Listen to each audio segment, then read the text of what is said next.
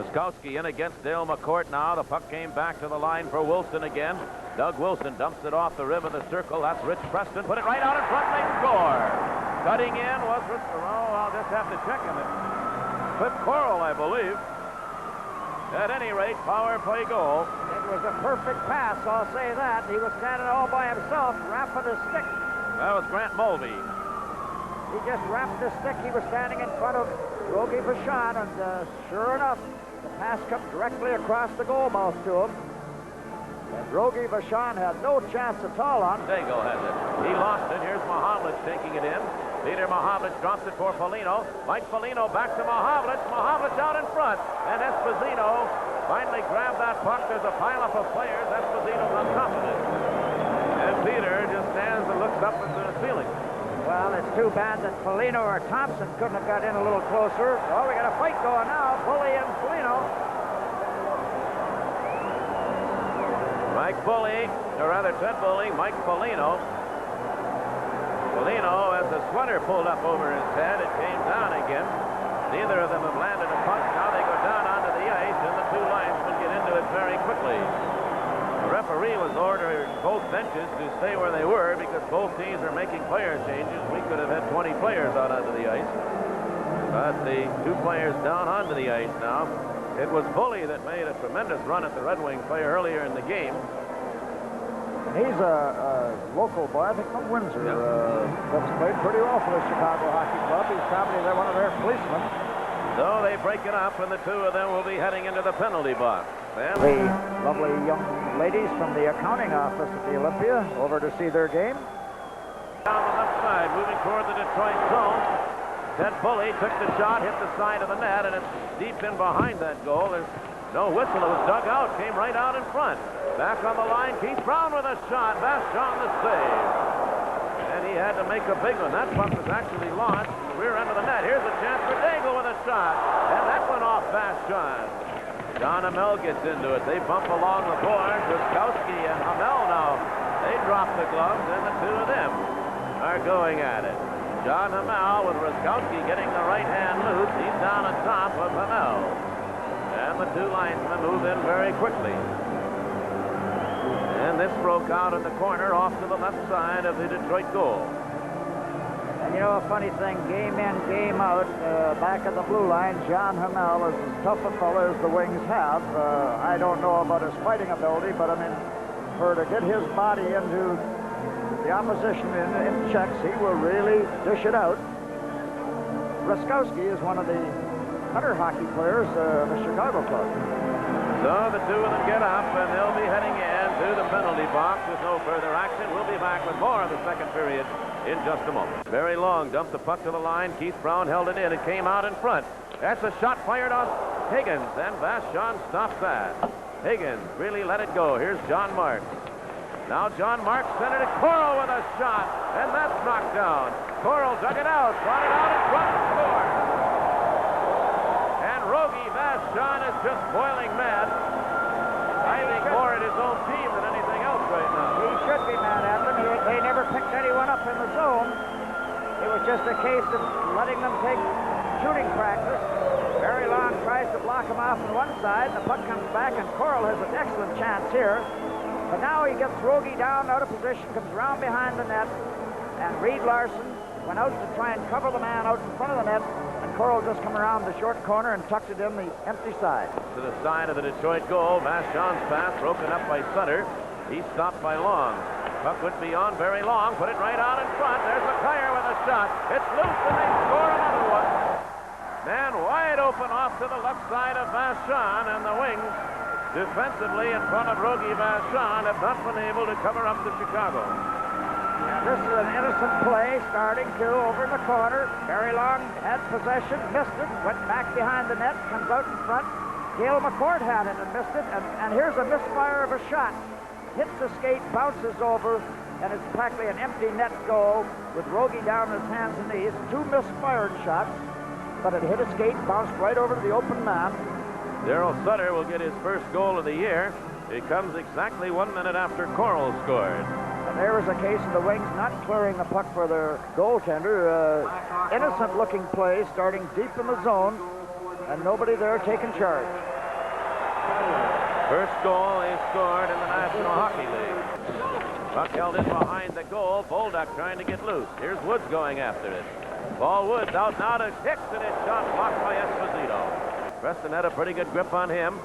Now it's cleared ahead by Greg Fox. Number 18, Fox, back into the Detroit zone. Larson came back. Here's Fox still with it. Out to Mulvey with a shot. He scores. And now it's 4-0 Chicago. And all the goals appear to be coming from about the same area. Their wing defense gets back in very close to their net. They're putting it out about 15 or 20 feet. And Chicago has just made that play so often. They just kept manhandling, and finally to get the puck out, it comes right out in the open slot. Mulvey moved over and threw the screen. I'm sure that Rogie never saw that at all. He was down on his hands and knees with two players directly in front of him. But somehow the puck got into the net to give them a 4-0 lead. Well, Mulvey had scored, got Koroll on the right side. Here's Koroll. Cliff Koroll tried to go through. It's tipped off to the side. Came back to Brown with a shot, knocked away by Lowe. Loose it, they score again. Well, there's Koroll. Yeah, you were just ahead of your time. Yeah, a little ahead of myself. And the Wings are just going through a frustrating time here now. Chicago are just out-banging them in front of the net. There was a little luck attached to this goal, and Koroll made a good play to try to get in. Now the puck comes back out to the point, and before Errol Thompson can get into it, takes the shot, hits very long, bounces over to Koroll, and Koroll just with a wild swing put it in behind Rogie Vachon, and he's the one I feel sorry for. When you don't get any protection directly out in front of your net, the goaltender's at the mercy of everyone, and they're just banging and crashing. The way they're going now, they're going to fill the net. Puck came back to Netamansky. Here's Big Ned with it. Off the circle now to Mike Foligno. He took the shot right out in front, and Errol Thompson fired in the pass from Mike Foligno, and it took them only 8 seconds to get this one. So the Wings are on the board. A very heads-up play by Mike Foligno. Play starts with a face-off, goes back to Netamansky, and he just draws the player out towards him, gives it to Foligno. He lets on, he's going to shoot, and he sees Thompson over by himself off to the right of Tony Esposito, and Thompson had the half the net to put it in, puts the Wings on the board. Netamansky and Foligno will draw assists. Willie Huber will try. Now here's another fight coming up as Jim Korn and Mulvey in along the board. And Korn down on top of Mulvey, and the two linesmen will move in here between two pretty good-sized boys. One another, and just grabbing and high-sticking, and Mulvey's stick was here, there, and everywhere, and then he gave a push in Korn's face, and then Korn pushed him back. Now watch Mulvey high-stick him here again from behind, and that started the fight. Working away from Ruskowski, two former World Hockey League players, Ruskowski and Thompson. Netamansky turning, hands it off right in front of Vachon. And Vachon deflected it to the side. Reed Larson didn't get to it. It's played in behind the goal to Ruskowski again. He sent it in, a shot by Preston, and somehow it was Netamansky, I believe, that went slow and blocked that. Centering pass, back it comes to O'Connell. Here's a chance for Greg Fox. His shot deflected out in front. Mulvey knocked it down, and they score as it was handed to Ruskowski. And the Wings just an absolute inability to get it out of their own end. And it's the big line with Long and Larson again, and this is a case where the forwards start running around. They're not playing their men. And what a save Vachon makes on a play right there. Now watch the puck come back out again, out in front. Just bounce out to the point, then into the net again. The Wings just are running here, there, and everywhere. This puck was set down and then just handed to Ruskowski to put into the net as Rogie Vachon went down. And I would think Rogie is mad at the entire team now because they are not giving him any protection out in front of Tall. Now Jim Korn circling. Korn hands it off to Peter Mahavlich. Back to Korn. Here's Korn. Jim Korn took Esposito out of position, and with Esposito out, the Wings couldn't get to it. Then the shot by Thompson, he scores, and Errol Thompson has his second goal of the hockey game. That was a fine play by Korn. He spotted Thompson out about 25 feet out in the net, in front of the net. Made a real good play. Korn tried to, he had an excellent chance earlier, but he picked it up. Foligno now has got possession of the puck over to Thompson. Thompson right up in the top. That bounced off Esposito's pad and went up under the crossbar right at the top of the net. So Errol Thompson, with both of the Detroit goals, has 13 and 14 on the season. This comes at 1:51. There's a long shot high off the glass. Thompson takes it off the boards. He's got Foligno moving. Here's Mike Foligno. He was hooked off the puck, hauled down. It's still loose, and Thompson scores again. Errol Thompson, a penalty was to be called, has his hat trick. As Mike Foligno was hauled down, there would have been a penalty called, and now it's 6-3. And that shows how fast goals can go in. Here are 3 goals scored. Foligno picked up a loose puck. Right up through the middle, tries to get away. Look at the hook on him. He's pulled down. Esposito's away out of the net. Watch the puck clear off by itself. Errol Thompson just took it off the stick, threw it up, and just about a big save by the Chicago defenseman out in front of the net. Thompson's 2 goals come just 17 seconds apart. Comes to Korn. Jim Korn. And the play is whistled down. And the referee, Newell, is going to whistle a couple of them off. Now it's Korn and Ribble. They look like they want to get at one another. Ribble wants at somebody. I don't know who it is. Doesn't seem to be Korn. Errol Thompson. And Korn is the one that laid Ribble down. Another Chicago player is involved too. That's Sutter. The action taking place now inside the Chicago blue line. This is the most physical Jim Korn's been this season. Well, he's handled himself quite well now as he and Ribble have the 2 linesmen in between them.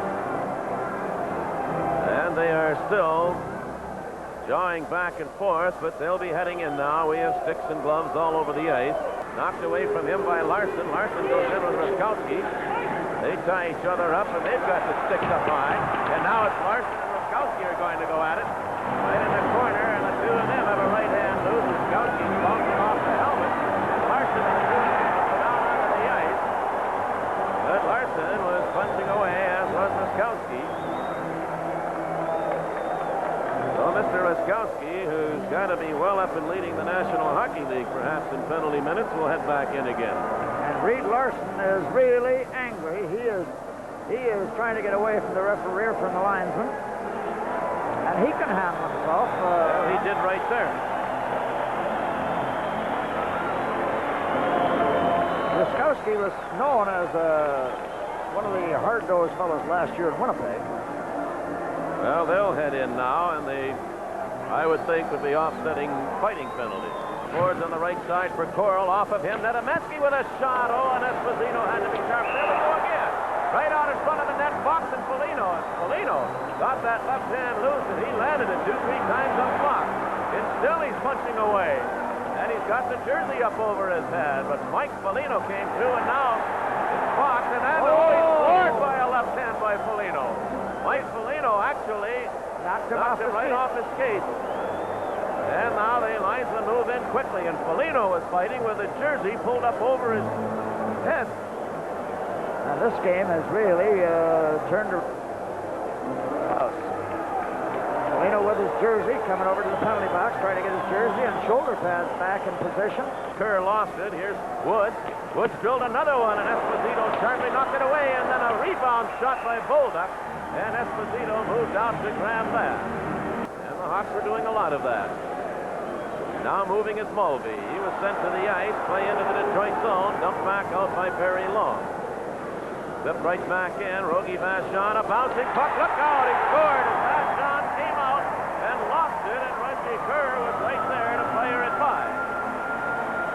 And that one really hurt. A bouncing puck, and Vachon, as all goaltenders, I believe, are taught to do, come out, get it on the first bounce, don't let it flip-flop around 2 or 3 times, but he got away out of his net, and there was nothing he could do about it. He come out and smothered the first, and Kerr picked up the rebound, just ducked around him, and then on his backhand put it into the empty net with Barry Long trying to make a goaltender save for him back in the crease.